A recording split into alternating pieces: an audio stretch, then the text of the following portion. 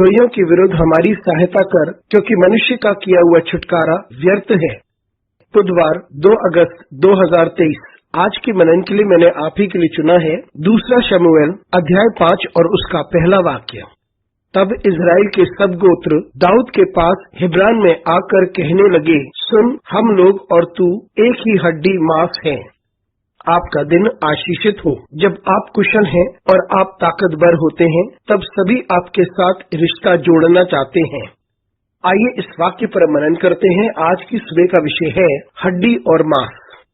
Hebron तक पहुंचने में दाऊद ने बहुत संघर्ष किया था। परमेश्वर उसके साथ था और परमेश्वर ने उसे राजा बनाया। लेकिन 2 ही गोत्र थे जिन्होंने दाऊद को अपना राजा मान लिया था और दाऊद हिब्रोन में ही रहता था। बाकी के 10 गोत्र शाऊल और उसके परिवार के साथ थे और उन्होंने दाऊद को अपना राजा नहीं स्वीकारा था। लेकिन जब इशबोशेत मर चुके थे और दाऊद सामर्थी हो गया था, तब वे 10 गोत्र दाऊद के पास आए और उससे गुहार लगाने लगे कि वह उनका राजा बन जाए। और उन्होंने दाऊद को इस प्रकार से संबोधित किया और कहा कि हम तेरी हड्डी और मांस हैं। उन्होंने दाऊद की पहचान ऐसे करी कि वह उन्हीं का है और वे एक दूसरे के हैं। और ये वही लोग थे जिन्होंने दाऊद का विरोध किया था और ये कहा था कि दाऊद को यहाँ पर आकर हम पर शासन ना करे। जब उन्होंने देखा कि दाऊद के पास कितना सामर्थ्य है और अधिकार है और उन्होंने उसके विजय के कार्य को देखा और उन्होंने उसकी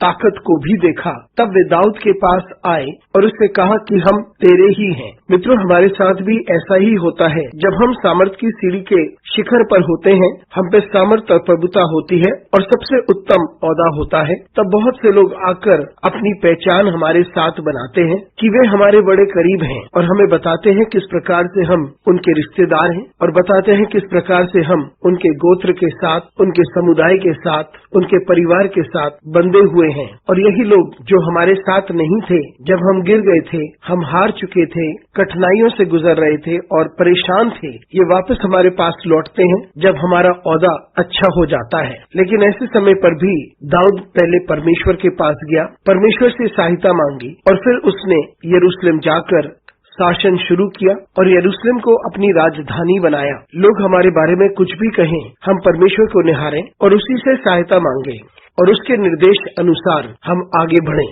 नम्रता और विश्वास में हम आगे बढ़ें। अनुग्रहकारी परमेश्वर, आज की सुबह के लिए तुझे धन्यवाद देते हैं। हमारी सहायता कर परमेश्वर, ताकि हम इस बात को जानें, हमारा रिश्ता जो तेरे साथ है उसी के द्वारा हमारी अगुवाई होती है। हमारी सहायता कर परमेश्वर, यीशु मसीह के नाम से मांगते हैं, आमीन।